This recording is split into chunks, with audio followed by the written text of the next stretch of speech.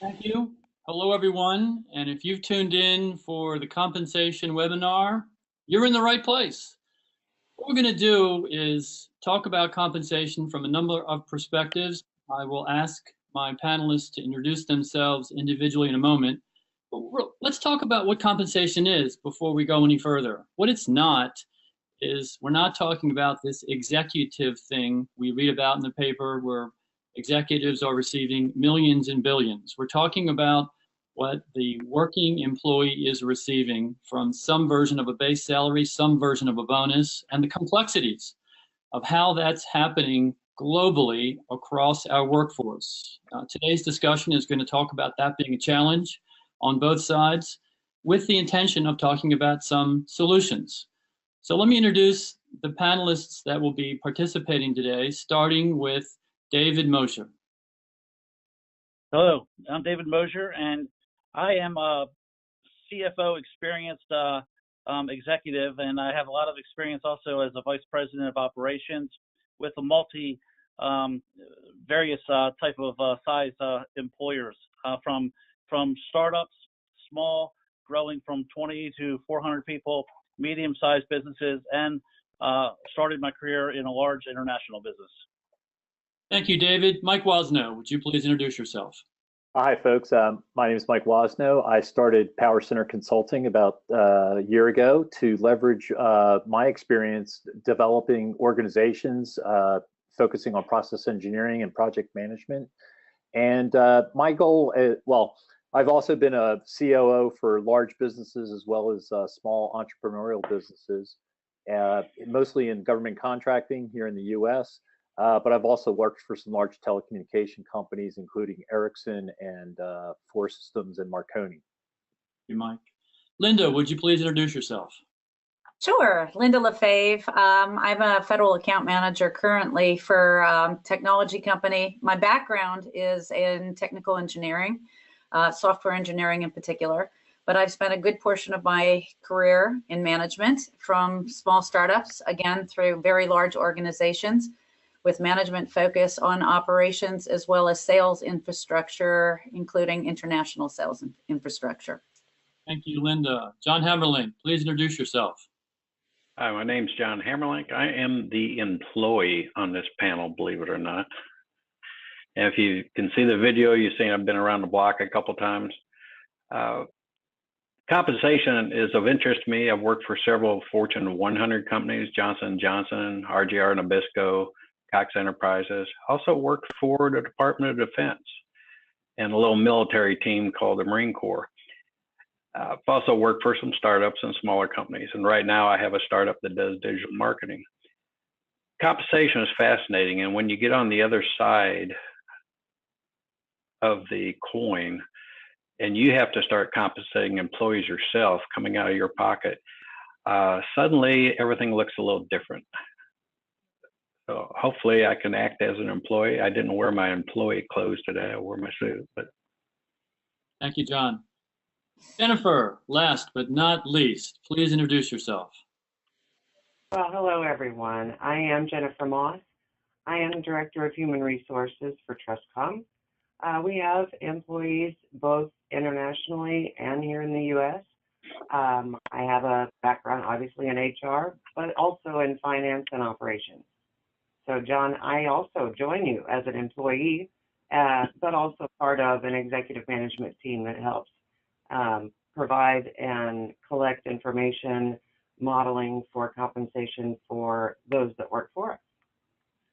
Thank you all. And to our watching and listening audience, our intention is we're going to try to make this entertaining, and we're going to try to make this fast-paced. There's about 45 minutes here. We could make this several days of conversation and still be struggling through all the challenges today that face today's working world when it comes to compensation.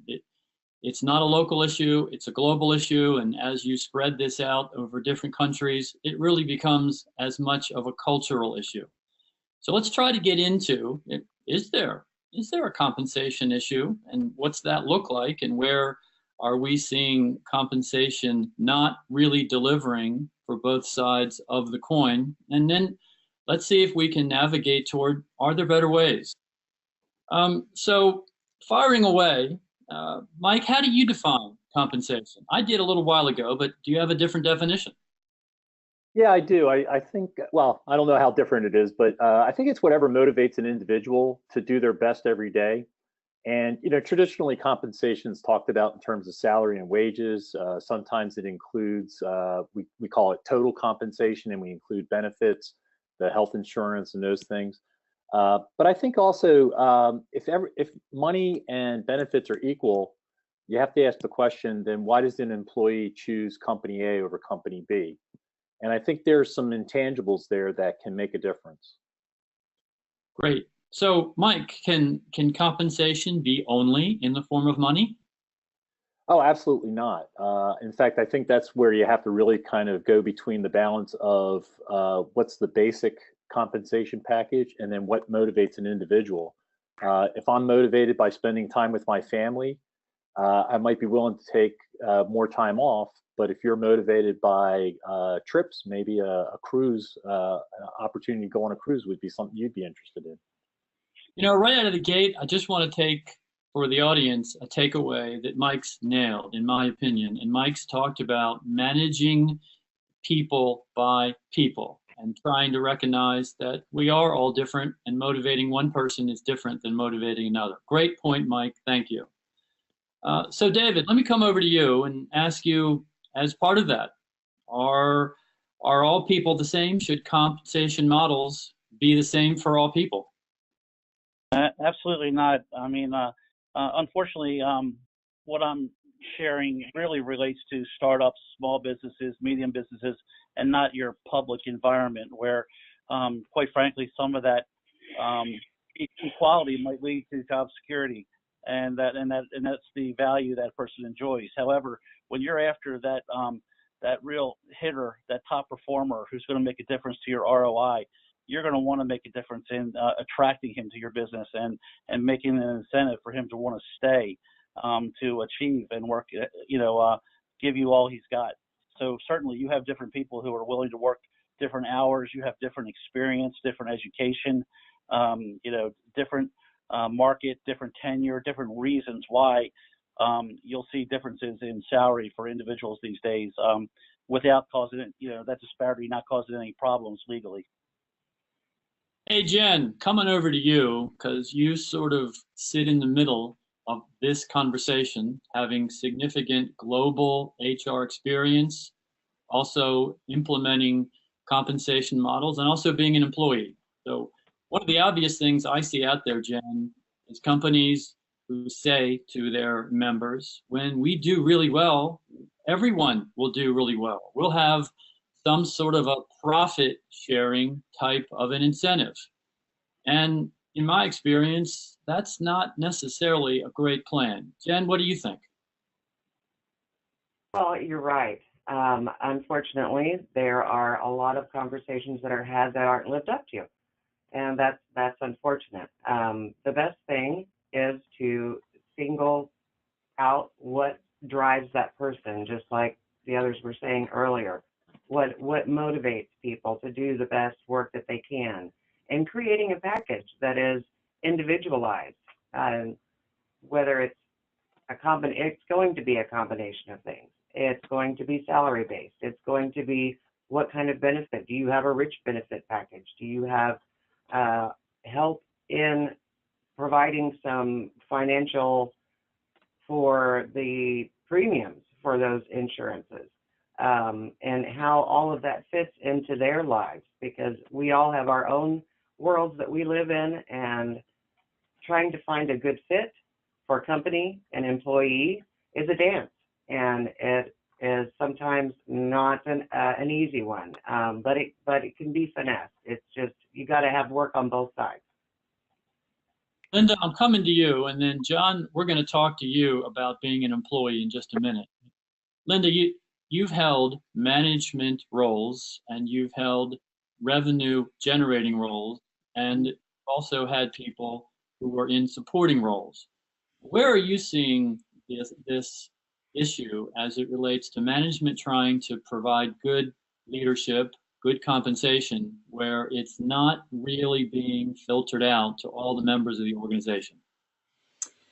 I think one of the biggest problems we face today is first in an organization, irrelevant of size, that we have a common philosophy on how we're going forward and what the main mission of the company is, and then how each person ties into achieving that mission.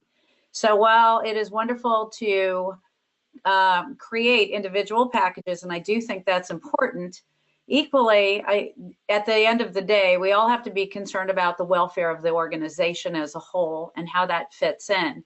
And what I would say is the biggest disconnect is clear and concise communication and setting expectations at every level, that if you do X, you can get Y. So there are no unknowns, because I think that's part of a disconnect with an employee, having been told one thing coming in and then at the back end not experiencing it, or having management who has different views on how in fact they can manage their people. So John, you introduced yourself as having been around a while, and we would grant you that you were probably born at a very early age, maybe an earlier age than the rest of us. So you come to this with the maximum amount of experience. Talk to us as the employee. Where are you seeing the failure or the disconnect? And if you wouldn't mind, maybe mentioning that as well as what you are today, a consultant. Where from the receiving side of the paycheck do you see the issues? Well, I'm going to throw you a little curve. Linda brought it up. And as I thought through all the different compensation systems and all the companies I work for, maybe 9, maybe 12, the simplest compensation system worked the best.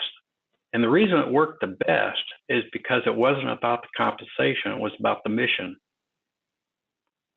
And in this case, the Marine Corps had the most straightforward, plain compensation system you could ever want, but people weren't there for the compensation, they were there for the mission. In several cases, I was very well compensated, but overall, I didn't like the mission of the company. You know, I decided I didn't like contributing to the manufacture of tobacco products. And that impacted whether I would stay or go, regardless of the compensation. So when Linda brought that up, it really rang a bell, because it was about the company. It was about what we were doing and what we were doing as a team. And boy, that far exceeded any of the compensation systems I experienced. So John, you've introduced another dimension that's a little bit outside of this conversation. And as you alluded, you're throwing a curveball, but working in an organization today is a complicated thing. And so many businesses out there are trying to simplify hiring folks. And it really is, people really are the most complicated part of any business, no matter what they're in. And you just hit on something way outside the compensation piece, cultural fit. If you really aren't a cultural fit, the rest doesn't matter. So for the sake of where we're trying to go today, we must make some assumptions that the cultural fit isn't necessarily a dynamic. It's good, because if it's not, you're not going to be there, you're not going to perform. And it really becomes, how do you best reward?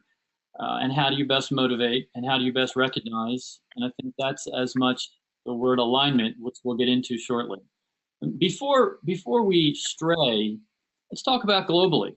This is a global audience, and is there really a different compensation model the rest of the world should have, or is it a matter of culture?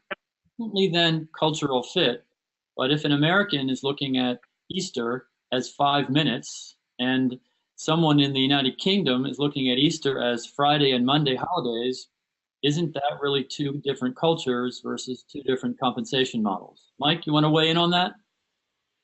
Yeah, thanks, Bert. Yeah, actually, I saw that actually happen when Ericsson purchased Marconi back in the day.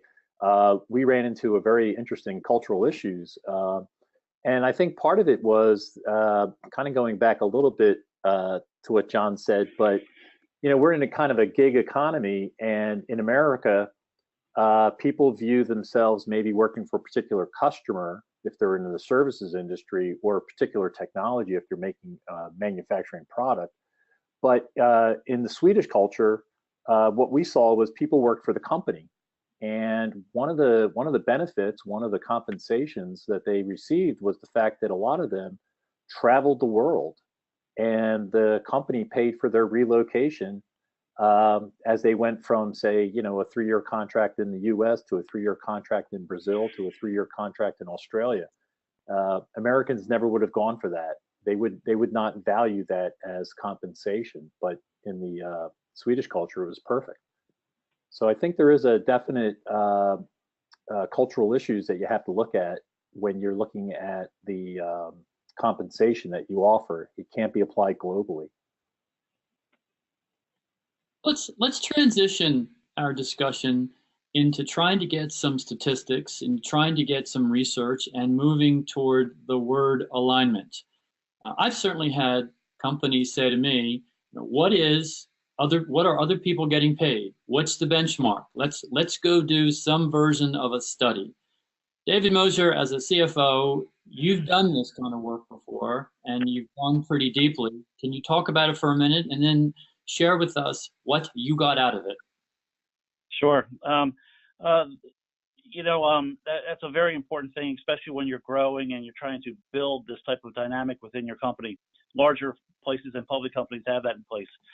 There are a lot of places to do your benchmarking. 3 main avenues are online.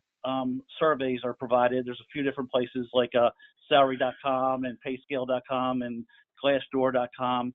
You also have places out there, the alphabet houses, the big consulting firms that actually do a very good job and charge for their surveys. BLR, Business Legal Research, and the Mercers, Taylor Watson, and other firms such as that. Where you also find a lot of surveys go on that really touch the employee marketplace is in the recruiting industry. And there's many different firms out there that provide those type of surveys. And what I have found is they're not necessarily, true to market. And you're going to find people that are attracted to that survey, and really they're using that as an advertisement for their firm. And they're not necessarily what is really being paid in the marketplace. And we've had our best results by doing reverse recruiting and actually going after people that had a good reputation that could fit in the roles from competition, and just finding out what's being paid by our competitors. So again, a lot of times we found the surveys either to be outdated or too general in nature. And again, this whole topic of getting back to the individual is where we're noticing a difference. And that's where having a regular base salary with variable comp to attract the right person is going to be very successful. So we talked about there is a compensation challenge. There is a compensation disconnect. There are significant challenges in trying to navigate through this thing, even though there are apparently resources that'll tell you how much people make. Again, it's not easy, and we're not going to solve this problem during this call, but we've clearly identified there is an issue. Let's move to where compensation plays in with alignment. And before we do that, what's alignment? So in the course of this discussion, alignment would be defined by the organization is, as a group, all heading in the same direction. If the automobile is out of alignment, it won't drive straight. You're not going to get to where you need to go easily. You're going to be wasting a lot of efforts and becoming inefficient. If your organization is aligned, you really are going to get the most out of the people that work there. And lots of ways to do that. A good culture and having the right people is critical, but having a good rewards plan as a part of it. Mike Wozno, can you talk about your perspective on alignment, please? Sure. I think it is obviously very important, as John said earlier, about the Marines having a very defined mission. I think when a company sets a goal, it does take a lot of communication to make sure people understand what that goal is and how each individual has relevancy to that, from the receptionist right to the top engineer or the top service provider. But I think from the employee's perspective, they also want to have some skin in the game too, which is, if we're going to be a part of this team and I'm going to make some type of sacrifice, what's my gain out of it? I think everybody's happy to see the company be successful because that means they get to keep a job. But if somebody comes up with the next Facebook or the next iPhone, they'd certainly like to have some long-term incentive there. So I think it takes a bit of good leadership to share that vision and get the right people to be a part of that team. And then I think you have to find that compensation balance between setting that goal and giving people a very specific team goal, team value, and then saying, okay, but I know that you're going to take on a bigger responsibility than this person, so you're going to get a little bit more. I think that's where you have to kind of balance the what that person does versus how they contribute to the team, the team goal. Hey, Jen, I'm going to hit you with two. Are you ready? So would you like to weigh in from your global HR role on the alignment piece? That's my first one. Well, I think that you're absolutely right talking about alignment. If the goals of the individuals that are working for the company do not align with the company's goals, then you're going to have a situation that are not, nobody's going to be happy at the end of the day. So conveying that, having those conversations, keeping that open line communication globally is extremely important, and what drives the company, what drives the employees, and making everyone ultimately successful. Well, one of your responsibilities, Jen, my second question, has to do with bringing in talent. How do you see compensation being relative to that side of adding the right people to your company?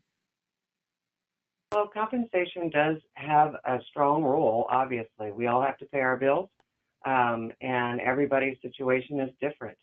So it is a large part of it.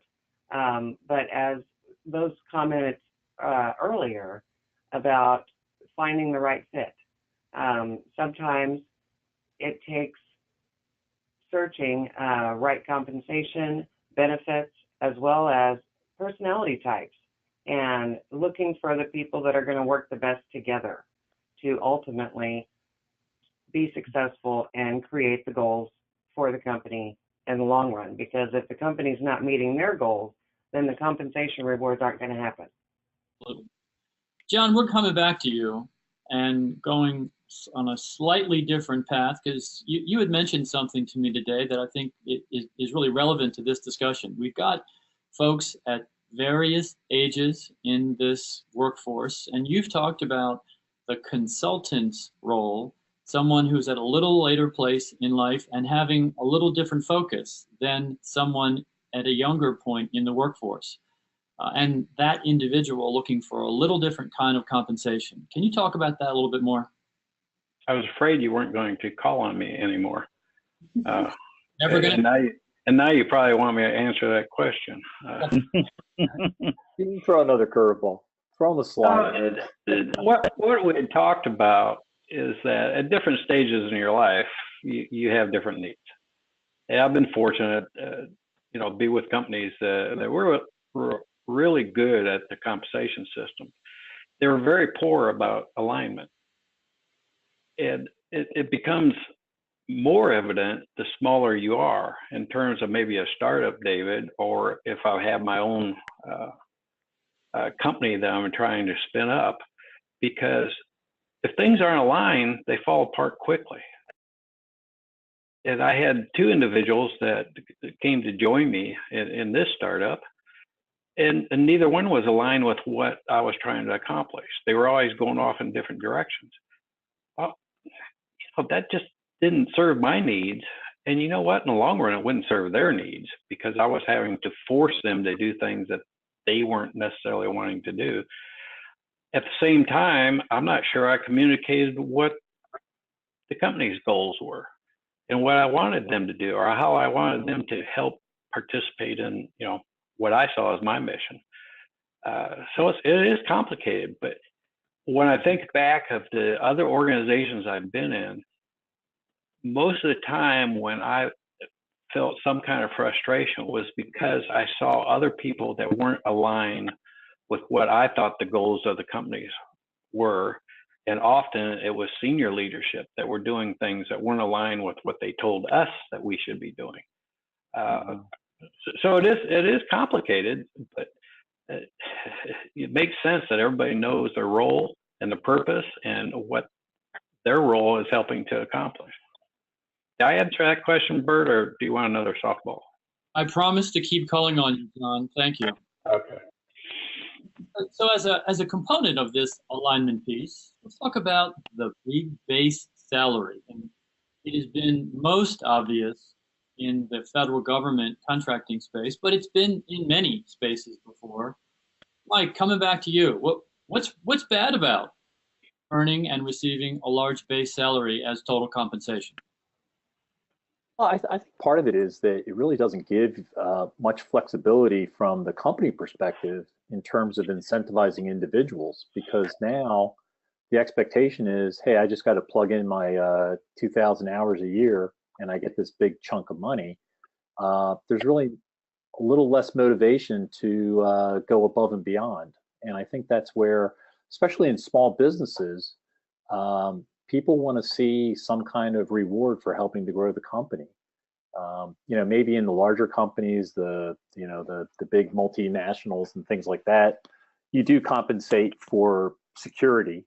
But I think it's almost reduces that skin in the game that I mentioned earlier, because people don't have anything really at risk. So I think from a motivation perspective, it's great that you can get it, but it doesn't necessarily motivate somebody to be their best performance every day. Let me add to your question, to your answer, Mike, because my other observation is I've seen many men and women with big base salaries be the first out the door when that employer faced difficult times. And almost every company out there has what I would call rainy days and difficult times, and then senior leadership is looking to how to quickly reduce expenses, and that big base salary is sitting there looming. Guess what? Ouch. Right. Let me jump over to Linda. And Linda, let's talk about the outcome for the employer as a result of today's challenges, as it might relate to retention, hiring, and employee performance. Can you talk about that a little bit? Well, as far as hiring, again, we want to go back to bringing in people that have a passion for the mission and are, like you say, aligned to what the organization wants to do. That's first and foremost.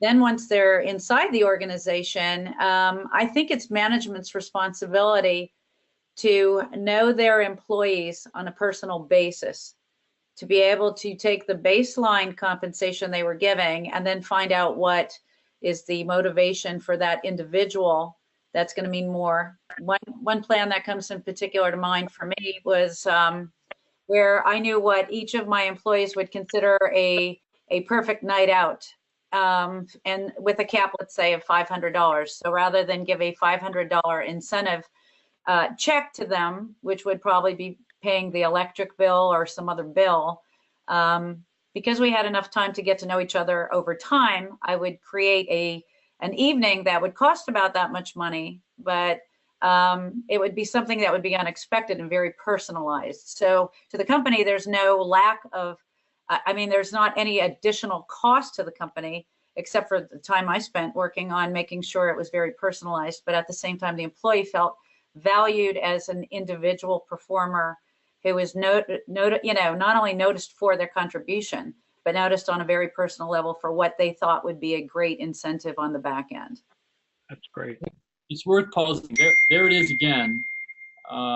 Another member of this panel describing and identifying the value of recognizing the human being, the individual who's a member of the workforce. The human being is the only part of the workforce that has an emotion, and the human being is the only part of the workforce that is as or more complicated than any other part. And the better leaders and the better managers, as I see it, keep recognizing the individual as an individual, not as just another piece of the cog in the wheel. Let me move over to David for a moment. You were shaking your head a minute ago when Mike and I were talking about the big companies, and Mike made a comment about the bigger and the small companies. Do compensation challenges vary, David, by the larger publicly traded companies versus the private and very small ones? That has been my experience, especially in the public sector, where most salary scales are very well defined based on levels per different position and then steps per tenure. So it's really a true secure method. They also can become public record. So there's a lot of equality there that tends to, again, attract a person who's looking for a different value system in that employee who's looking for the job security and a little bit more safety and longevity. And however, that might not be as attractive, from a motivation standpoint. But certainly the larger companies that have to address, thousands of employees, and the public sector do have a very, very set policy. John, I promise you that you're not in timeout. We welcome you in anytime. And from the employee side of it, do you have a comment or two about the publicly traded companies, the big ones, and you as an employee receiving compensation versus the small ones, versus even the one-man shop consultancy? Well, the private companies, at least in my experience, had a lot more flexibility with what they did in both hiring and compensation to those that contributed the most. The challenge with them and even the government is they wouldn't follow the process, and they wouldn't follow their own rules, and that you would get on balances and you get salary compression. And I can explain some examples. I guess I'll do it for the federal government because I was a term employee. Because of my background in engineering and industrial manufacturing, I was slotted as a GS-15. At the same time, there were people that were unqualified that were slotted as SES. So, that made me wonder. But again, the person I reported to was only a GS-13. So what basis did the government have for doing that? Well, it was circumstances at the time rather than following an overall program. But the same thing existed in public companies like RJR. I was compensated pretty well and advanced through the ranks. At the same time, more senior people that weren't contributing weren't. So you had salary compression, you had people that got bitter because they found out. But everything had to be kept a secret. And there's two sides of that secret. Is one, some of the managers didn't even know what the compensation plans were. They certainly couldn't explain it to anybody if you had a question. And so the little bits and pieces that employees would find out, they would become disenchanted. Whether they were right or wrong, they become disenchanted because, it was all these big secrets going on all over the place. So I think part of it is transparency. And even if it's a private company, you got to have transparency. Somebody's performing, you got to know that they're getting paid better, because then you're going to perform. But somebody's not performing and they're getting paid better, guess what? Then you're disillusioned and say, well, if he's getting by with it, why should I bother? I hope that answered your question. I don't know. I have all these curveballs I throw around. Thank you, John. We would appreciate more, but we have to continue forward. So with respect to the bigger versus the smaller, my experience has been every smaller company is fearful of competing against Goliath. But at the same time, it's the bigger publicly traded companies that are far more inflexible and incapable of coming up with a true measure and reward the employee for being an employee. And in my opinion, that gives the smaller company a giant competitive advantage. Jen, in your case, if you wanted to implement some sort of a compensation change with an organization the size you work for, it's 3 or 4 phone calls, a couple of meetings, and you're on your way. And yet you all are also competing against the Goliaths. What do you say regarding these thoughts? Well, you're absolutely right. And we do have a little bit of wiggle room as far as what we can do and what we're capable of doing. Again, sometimes it is difficult to keep the alignment there, conveying to the managers that they need to reward their people. I love Linda's idea. I think that's fantastic. I think if more managers were more creative and actually knew their folks, then maybe we would have some better outcomes that would happen, and we could compete with the Goliaths that are out there. Let's move our conversation more toward transitioning in direction of some sort of a solution. The common theme I've heard from all of you is the word communication. If we address this on a global platform, I'm not sure money or rewards look any differently. I think it's cultural. That's what I've heard from you as well. Communication, communication, communication. So, Linda, you want to jump in and add your comments as well as we try to go forward and heading toward wrapping this up today. What's a path, as you see it, that gets us out of some of these compensation challenges? As you stated, I mean, it is communication, it's consistency. I think that if everyone feels that there's a level playing field, they're fine with that. I think if you clearly communicate what you have to do to get from point A to point B, again, it's all right for people to excel and get paid more. I think where you get disinterest in the workforce is when, as John stated, I've got a boss that's getting paid much more than me, that truly isn't any more competent than me, and in some cases is less competent than me. So it's knowing your employees, it's knowing how to motivate them, it's making sure that they understand how they tie to the mission, and being able to reward them publicly without any regret or without anybody having a complaint. You take away the complaint when you have transparency with everybody, and they have the opportunity to communicate with leadership to say, you know, if I don't think this is fair, why did I not get an incentive and somebody else did? And be able to back everything that you have. I think a lot of times we hide behind, you know, kind of quiet things that happen. I'm all for public affirmations of people, because I think it motivates the rest of us to raise the bar. But I also think, again, like I said, it comes down to knowing your people and knowing how you fit into the whole and how the company as a whole ends up being a benefit. And that way you're not working for the paycheck, you're working for a higher order. And that's what you have: retention of employees, you have satisfaction with your employees, but above all, you have production to a company. And that's why we're all in business. It's all right to tell people we're in business to make money. You know, there has to be a check and balance here. We're all adults. I think we all get it. John, I want to come back to you for a moment as you're wearing a consultancy's hat. And if you were about to enter into a business agreement, consulting a new client, what would you be doing? Would you be simply going there and then billing them for whatever you did?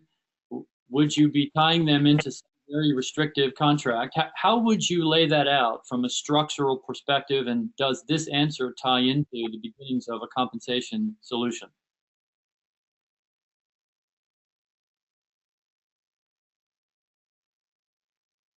Was that me? I thought it was Linda. John. Well, here's what I've learned very quickly in the 3.5 years I've been doing this, is that I have to stress value. And I guess there is some takeoffs for a company, and that is, you know, what's the value of the employee?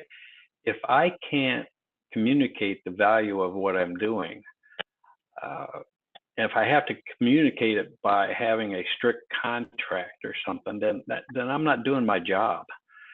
I have to explain what I'm doing, communicate it, and communicate what the impact is on the business. And, you know, I'd rather have a handshake than the contract, because the contract suddenly has all kinds of stipulations in it. You can't do this, you can't do that. I want the flexibility to put in more time that I'm not charging for, or ensuring that things get done. But you have to communicate that, just like you were if you're communicating with employees. The communication's the other way, but they better understand what you're doing and what the value is they're receiving. Otherwise, they just see a bill. You basically answered what I thought you would say, and in so many words, you're outlining a statement of work. What is the work you're going to provide? What is the problem you are discussing, reaching a conclusion, or solving? Mike, I have known you for years and found you to be a very good manager of the people who report to you. From a compensation perspective and people that you would have on your working team, how would you approach evaluating them and rewarding them for the work they do? Well, that goes back again to, I think, setting objectives clearly and making sure that people understand their job. Excuse me. One of the things I actually worked on a project where after a year and a half, a person still didn't know what they were doing.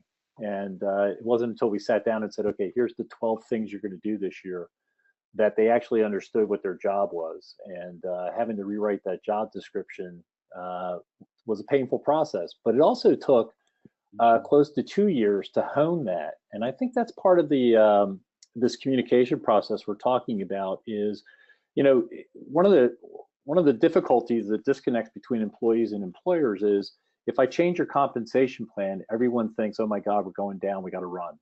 And they abandon ship. But they also, if it's if it's a positive to the employee, they kind of forget that the next year it might get changed again, and they think, wait, you're taking it away from me. So I think that's part of that, finding the right balance and also communicating things, not just in terms of how it impacts this year, but how it impacts you overall. And I think that's part of getting people excited about the company and the company status, because if the company goes out of business next year, everyone's out of a job. So people have to understand that there's a long-term value in dealing with their current compensation package. So that's one of the ways I try to make sure that when I sit down and talk with somebody about their performance, that we're looking at things not just in terms of, well, here's all the bad things you did last year and here's all the good things, but where do we move next year and how does that help them in terms of their compensation? Quick example, I had a young lady who worked for me who, once we kind of sat down and understood that she was underpaid, she was ready to quit. And I made a deal with her. If she could give me 6 months, I would get her 2 raises and get her close enough that she would be happy. And over those 6 months, we set out some goals. She met them. We got her a raise. 3 months after that, she met the next set of goals. We got her a second raise, and she stayed on for another 2 years. So that saved me a lot of time and effort having to replace her. And it was well worth the money that we spent keeping her. Dave, let me jump over to you, because on this panel, you are the bean counter. You are the money guy. You are looking at numbers. And from a financial perspective, that's a big part of compensation. Clearly, there's lots of other ways to get paid than just money alone. How does it work inside of an organization when you have a highly performing employee who's about to receive a large amount of money, maybe more than some of the senior executives are earning? How does a company get right being comfortable paying that out? Well, typically that salary that was defined and that bonus program that was defined for that individual to receive is one that the executives agreed upon, that quite frankly, they're actually happy. If that person's doing so well, that means that there's just more opportunity for everybody in that room, including the executives themselves that are sharing in that. Typically, those bonuses don't go out the door without the company achieving a certain ROI that incentivizes that employee. So again, I'm a big believer that if my salesman make more money than me, the whole company's doing well. I'm happy for that person. Dave, I love your answer. I'd like to tell the audience that you and I rehearsed that answer for about a week, but we didn't. No. The beauty of your answer ties into a great deal of what we've already talked about, and it starts and stops with the word alignment. If the organization, in my experience, is aligned and that over-performing, over-delivering individual is earning a lot of money, the rest of the organization, by paying that out, is also extremely benefited from that individual's performance, and rewarding that individual means the rest of the company has done well. not paying that individual probably means there's a great deal of lack of alignment, lack of organization, something's not making sense, and that great producer is probably going to leave anyway. Linda, can you talk about any other avenues? I've alluded to other than money. Do you want to bring into the conversation any other compensation contributions that don't involve money only? Well, absolutely, because working in an international firm, as you stated, people have different objectives as what they feel are benefits to them. Time off is huge, but I will even go so far as to say, you know, in America, we talk about different age groups and Gen X and millennials and everyone else, and their incentives are very different from when I grew up, and you just went in and you pounded the pavement, you worked hard and you did everything, and that's all you expected was a paycheck at the end. I look at my own children. They want flexibility. They want to be able to telecommute because it saves time on the road and their car and their wear and tear. Those are, again, intangibles. They don't really cost the company. In many cases, I find telework employees work more hours, not less, because you can't get away from it, myself included at times. Those are things to consider. I look at the tech giants who did things, and again, this is not going to be for a small organization, but for larger incentives where you put things on campus. You allow, you know, a building to open up for a dry cleaner or a daycare or those types of incentives. There are things that are important to the employees themselves that may not serve the organization itself, but they serve the employees within the organization.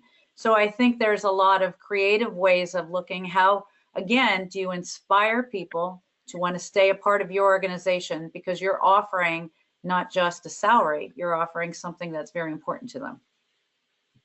So as we're closing in on the end of the hour and we're nearing the point where if there are attendees who have some questions, we're going to do our best to answer those. In summary, we've gone through some issues, not all of them, regarding compensation. We've gone through alignment, not fully covered it, but touched on it. We have continued to discuss structure and clearly defining a role, and the individuals are different, and rewarding by the individual is the best path toward growth. And at this point, for anyone, again, in the audience who has some questions to submit, please do so. One of the ones that's been received has been a sales commission related question, and we could open up this panel for another day and cover that complicated issue. And the question was, what's the balance between base and commission? Again, long answer to that. My first response is 50-50. In most cases, it could start at 50% base, 50% commission, but you talk about compensation for a revenue producer, and that is its own branch of discussion as you know, as things go. And again, not enough time in this setting for us to cover that completely. Ruth, I'm awaiting any more questions if they happen to come through. Jen, I'm going to come back to you because we haven't talked for a few minutes. And Jen, I welcome your perspective as this relates to a global issue, knowing that you've got responsibility beyond just the U.S. Anything come to mind that you really want to emphasize from a global perspective? Well, the consistency portion is correct. You mentioned having skin in the game. If the alignment is there, people know what's expected of them. They're getting reviewed, you know, on a schedule. They know you have public rewards so that others know that globally, then I think that builds bridges between departments, regardless of what continent they're on, as well as bridges between those department heads, executives, and to the employee ultimately. That way they know what's expected of them, they're getting and seeing those rewards, and they have the motivation for everyone to be successful. Thank you. Nicely done. So let's close down for now, and I'll ask each of you to provide your final comments, words of wisdom. John, we're going to make you last. since curveballs and you seem to be aligned today. David, starting with you, final words. Final words. Put your KPIs in place. Measure things. Wait. David, please define KPIs for the audience. Sorry about that. Key performance indicators. Put your measurements in place. What gets measured gets done. And when you measure and communicate those results, everyone can feel as a team. It's good. It's a good way to measure. Good way to manage. Thank you, David, and thank you for participating. Mike, if you would.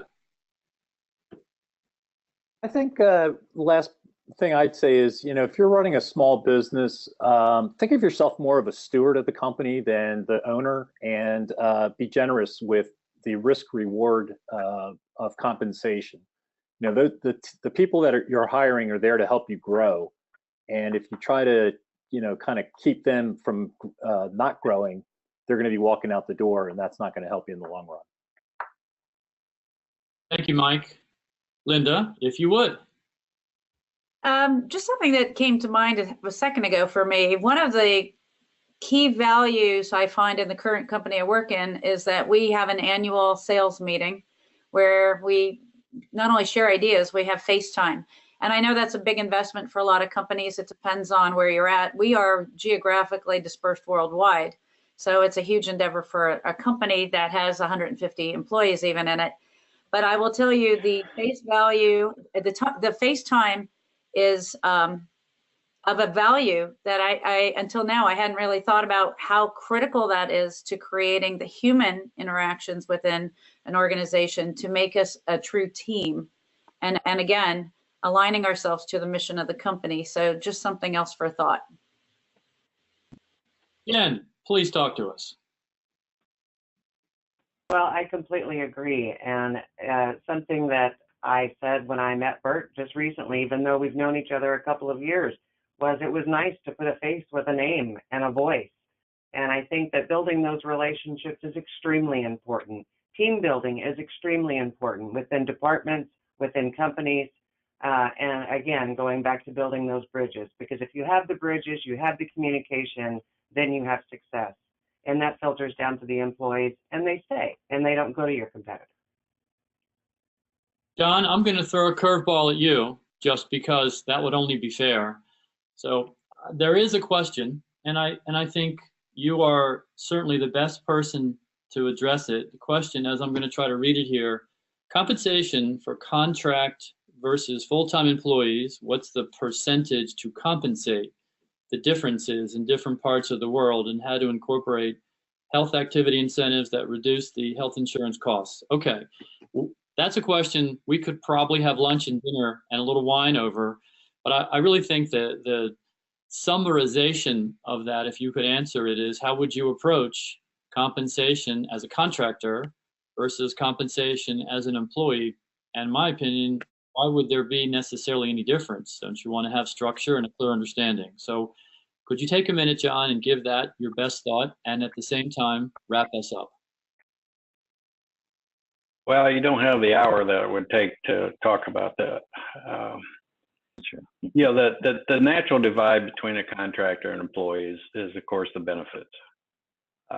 Because a contractor has to deal with his own benefit system, his own 401k, his own medical, which is a big nut.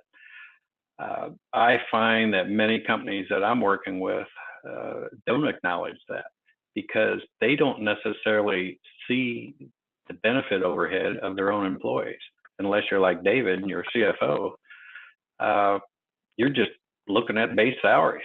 You don't see that 37% kick. So I think, as with many of these compensation issues, there's a communication issue of why there is a difference and why there should be a difference. So I think overall, you're talking about alignment and communication makes more sense than anything. I've got a few years behind me in large corporations, okay? And I can tell you, after 45 some years in large corporations, well run, well compensated, I probably only had 3 employee reviews by my superior in all that time. because they figure things are going well. Here's your money. You know, you're just doing a good job. Let's go. But they never sat down and talked about it. And in the Department of Defense, they insisted on a employee review every year. But you know what? The employees wrote their own reviews to be approved by their superior. So let's get this place aligned. Let's do what's right for both the companies and the employees, and communicate what it is you're doing. Thank you all. Ruth, I'm handing the ball back to you. And thank you for letting us talk to your group. Thank you, Bert, and the panelists. And I thank also everybody who was able to join us here, and hope to have you here in the next webinar in a month from now. Thank you, everybody. Have a good day. All right. Take care. Everyone. Thank you. Thank you.